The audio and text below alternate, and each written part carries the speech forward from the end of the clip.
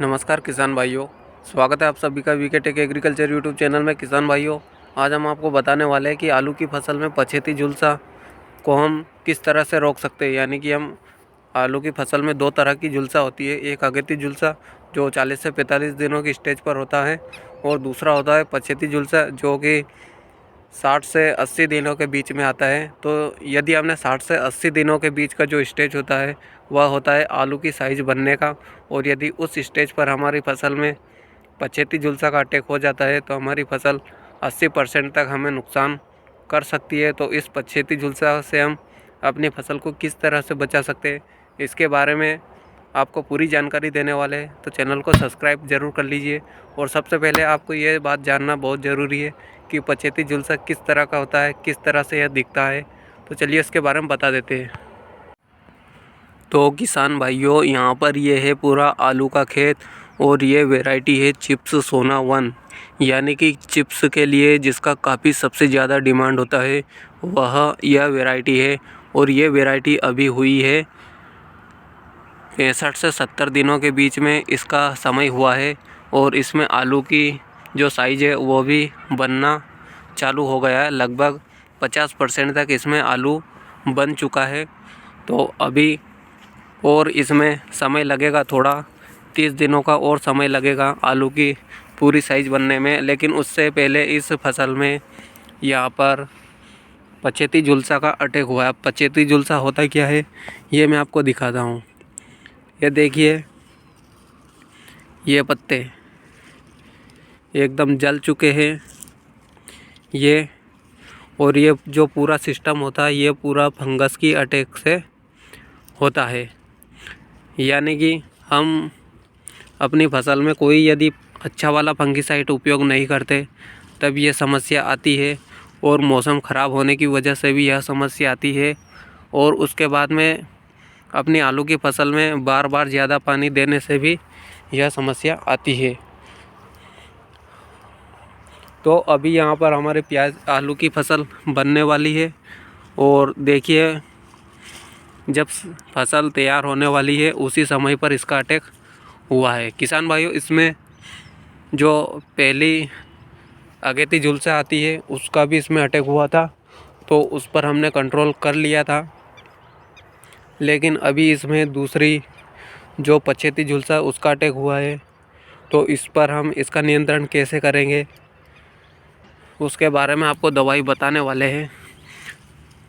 ये देखिए, ये किसान भाइयों, कई किसान भाई इसे खापरिया की बीमारी के नाम से जानते हैं, जो खापरिया की बीमारी भी बोलते हैं इसे। यानी कि यह सिर्फ पत्तों पर रहती है, और पत्तों से यह बीमारी पत्तों से धीरे धीरे नीचे पौधे तक पहुंच जाती है। और इसके जो आलू की साइज़ होती है वह आलू की साइज़ भी एकदम, यदि आलू अपना छोटा है तो वह आलू छोटा ही रह जाता है, क्योंकि जब पौधा पूरा सूख जाएगा तो आलू बढ़ेगा कहाँ से। तो किसान भाइयों, यदि एक तरफ से देखा जाए तो यह इतना गंभीर बीमारी भी नहीं है कि इसका कोई इलाज नहीं है। इसके बहुत सारे इलाज है, जैविक भी है और रासायनिक भी है। तो अभी हम आपको यहाँ पर, हमने इसमें रासायनिक का उपयोग किया है शुरू से, तो अभी रासायनिक से ही इसका कंट्रोल होगा।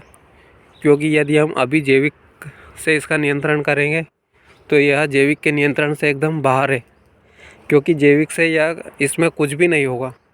यदि हम शुरू से इसका जैविक में उपयोग करते तो हमें जैविक से अच्छा रिजल्ट मिलता, लेकिन हमने रासायनिक का उपयोग किया है तो अभी भी हमें इसमें रासायनिक का ही उपयोग करना पड़ेगा।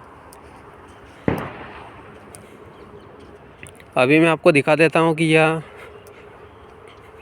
60 से 70 दिनों के बीच में है, और इसका आलू का साइज़ किस तरह से बनने लगा है अभी। तो यहाँ पर दिखा देता हूँ, ये पौधा ले लेते हैं, ये वाला। किसान भाइयों, यदि आपने अपनी आलू की फसल को इस स्टेज से बचा लिया पछेती झुलसा से, तो आपकी फसल काफ़ी अच्छी होगी, बहुत बढ़िया फसल होगी, और उत्पादन भी हमें अच्छा मिलेगा। और यदि हमने सब कुछ किया, पूरी मेहनत की, और हम अपनी आलू की फसल को पछेती झुलसा से नहीं बचा पाए, तो किसान भाइयों हमें बहुत ज़्यादा नुकसान होगा। हो सकता है जहाँ पर हमें 100 क्विंटल निकलता हो वहाँ पर हमें 50 क्विंटल या 60 क्विंटल ही माल निकले। तो हमें यहाँ पर ज़्यादा खर्चा नहीं है इसमें। और अभी आलू की साइज़ देख सकते हो आप इसमें, ये एक पौधे में आलू भी काफ़ी अच्छे हैं।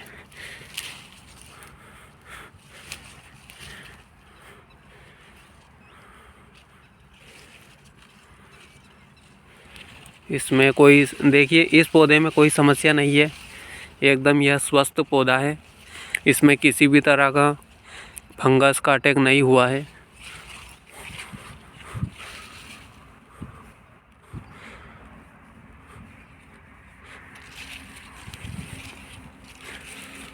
तो किसान भाइयों, अभी हमने यहाँ पर ऊपर आपको दिखाने के लिए यहाँ इस तरह से आलू दिखा रहे हैं। और ये देख सकते हो अभी यह इस तरह का इसमें आलू बना हुआ है।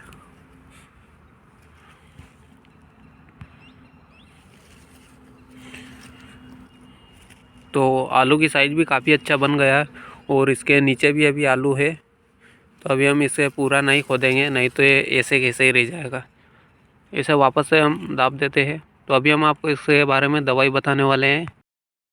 तो किसान भाइयों, हमें इस फंगस के अटैक से हमारी फसल को बचाने के लिए हमें यहाँ पर कोई सिस्टमेटिक फंगीसाइड का उपयोग नहीं करना है। आपको ध्यान रखना है यहाँ पर कि हमें कोई भी सिस्टमेटिक फंगीसाइड का उपयोग नहीं करना है। यानी सिस्टमेटिक जो होता है, यदि हम उसका उपयोग करेंगे तो वह धीरे धीरे काम करेगा। इसलिए हमें यहाँ पर कॉन्टैक्ट फंगीसाइड का उपयोग करना है, जिसका हम पत्तों पर जैसे ही हम स्प्रे करेंगे वैसे ही तुरंत वह काम करना चालू करेगा और फंगस को यहाँ पर ख़त्म करेगा। तो हमें यहाँ पर पहले नंबर पर लेना है कॉन्टैक्ट फंगीसाइड, जो कि मैं आपको उसका टेक्निकल बता देता हूँ। तो किसान भाइयों, हम कॉन्टैक्ट फंगीसाइड की यहाँ पर लेकर आए हैं टाटा कंपनी का ताकत के नाम से। ये हमें लोकल मार्केट में मिल जाएगा। और यदि टाटा कंपनी का ताकत के नाम से हमें नहीं मिलता है तो हम दूसरी कंपनी का भी खरीद सकते हैं। उसके लिए हमें इसका टेक्निकल याद रखना बहुत ज़रूरी है। तो इसका टेक्निकल है captan 70% plus hexaconazole 5% WP form में आता है, यानी कि पाउडर फॉर्म में आता है। और किसान भाइयों, हम इसे आलू, प्याज, लहसुन सभी फसल में अगेती झुलसा और पछेती झुलसा और जो फल राट और एंथ्रेक्नोज की समस्या आती है उसे रोकने के लिए हम इसका उपयोग कर सकते हैं। और आलू की फसल में खासकर यह अगेती झुलसा और पछेती झुलसा के लिए बहुत उपयोगी साबित हुआ है। तो इसके डोज की बात करें तो इसे हम 15 लीटर की टंकी में 40 ग्राम से 50 ग्राम तक इसका उपयोग हमें करना चाहिए। दोस्तों, यह एक कॉन्टैक्ट फंगीसाइड है, स्पर्शी फफूंदनाशक है, यानी कि इसका हम किसी भी फसल में उपयोग करते हैं तो यह तुरंत ही अपना काम करना चालू कर देगा। और अब यदि हमें किसी आलू की फसल में पछेती झुलसा को जड़ से ख़त्म करना है तो किसान भाइयों, इस फंगीसाइड के साथ में हमें यह जो आप देख रहे हो स्ट्रेप्टोसाइक्लिन, यह एंटीबायोटिक है दोस्तों, और यह एक जीवाणुनाशक है। इसे यदि हम मिलाएंगे तो जो फंगस की समस्या है वह बिल्कुल पूरी तरह से ख़त्म हो जाएगा। तो दोस्तों, यह ज़्यादा महंगा नहीं है, यह 47 रुपये का है और 6 ग्राम का पाउच आता है। अब ये 6 ग्राम का पाउच हमें 3 टंकी में मिलाना है, यानी 15-15 लीटर, यानी कि 15 लीटर की टंकी में हमें इसे 2 ग्राम लेना है, सिर्फ 2 ग्राम। अभी इसके टेक्निकल की बात करें तो दोस्तों, इसमें streptomycin sulphate 90% plus tetracycline hydrochloride 10% WW form में होता है, जिसका हम 24 ग्राम 1 एकड़ में इस्तेमाल कर सकते हैं, पत्तों के ऊपर छिड़काव कर सकते हैं। अभी हम इसको फंगीसाइड के साथ में मिलाकर आपको उपयोग करने का इसलिए बोल रहे हैं क्योंकि यह दोस्तों जीवाणुनाशक है। और किसान भाइयों, हम इसे किसी भी फंगीसाइड के साथ में मिलाकर स्प्रे करेंगे तो हमें इससे फ़ायदा होगा। जो जीवाणु पत्ती धब्बा रोग होता है, जो पत्तियों पर किसी भी तरह के ब्लास्ट होते हैं, फेस्चुल ब्लास्ट, जीवाणु झुलसा रोग, स्ट्रिक कैंकर और बैक्टीरिया स्ट्रिक।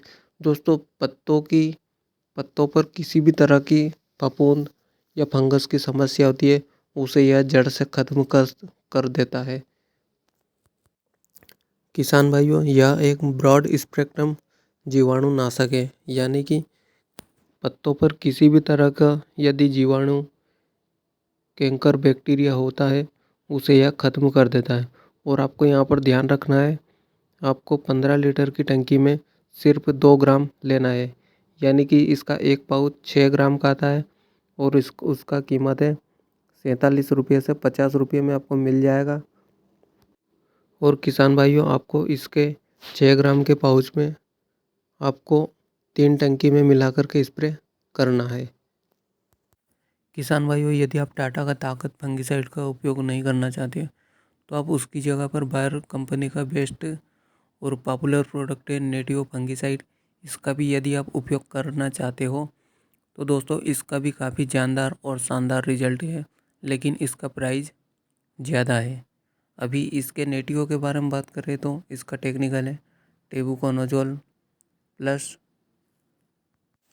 ट्राइफ्लॉक्सीस्ट्रोबिन 75 WG। 50% इसमें टेबुकोनाजोल है प्लस 25% ट्राइक्लोजोबिन है इसमें, और यह WW फार्म में आता है।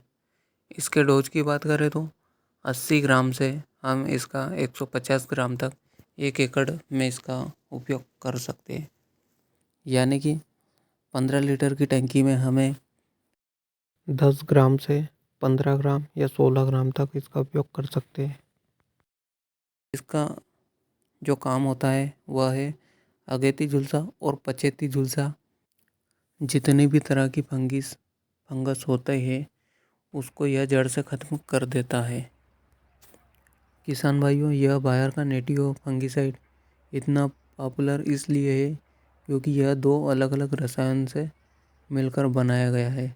इसका टेबुकोनाजोल प्लस ट्राइक्लोजोबिन का संयोजित रूप होता है, जिसमें टेबुकोनाजोल उपचारात्मक गतिविधि और जो इसका ट्राइफ्लॉक्सीविन होता है वह इसमें सुरक्षात्मक गतिविधि के साथ साथ पौधे को सुरक्षा पहुंचाता है, यानी कि इसका एक टेक्निकल फंगस को मार देता है और दूसरा टेक्निकल फंगस को आने नहीं देता। किसान भाइयों, यदि आप बायर का नेटिव का उपयोग करते हो तो आपको इस बात का बहुत ज़्यादा ध्यान रखना पड़ेगा कि आप इस फंगिसाइड के साथ में कोई और कंपनी का फंगिसाइड, जैसे कि जिसका टेक्निकल कॉपर ऑक्सीक्लोराइड हो, उसे आप इसके साथ में नहीं मिला सकते। अब हमने आपको यहाँ पर झुलसा को ख़त्म करने के लिए 2 पावरफुल फंगिसाइड बताए हैं, तो आप दोनों में से किसी भी एक का जब भी उपयोग करें उसके साथ में जो स्ट्रेप्टोसाइक्लिन आता है जीवाणुनाशक, आप यदि उसको भी मिलाओगे तो आपको 100% अच्छा रिजल्ट मिलेगा और पचेती झुलसा और जो भी फंगस है वह 100% तक ख़त्म हो जाएगा। दोस्तों, जानकारी अच्छी लगी तो लाइक और शेयर करें, चैनल को सब्सक्राइब करना बिल्कुल भी ना भूलें। किसान भाइयों, ये जो हमने आपको फंगिसाइड बताया है, आपको ऐसा ही नहीं कि आपने सिर्फ फंगिसाइड उपयोग कर लिया और आपकी फंगस खत्म हो जाएगी, ऐसा नहीं होगा। आपको फंगिसाइड लेना है कॉन्टैक्ट अच्छा तगड़ा वाला, और उसके बाद में आपको जो बैक्टीरिया नामक एक पाउच आता है जो क्रोजिन के नाम से भी आता है और स्ट्रेप्टोसाइक्लिन के नाम से भी आता है, आपको उस पाउच को भी अपने फंगिसाइड के साथ में मिलाना है और स्प्रे करना है।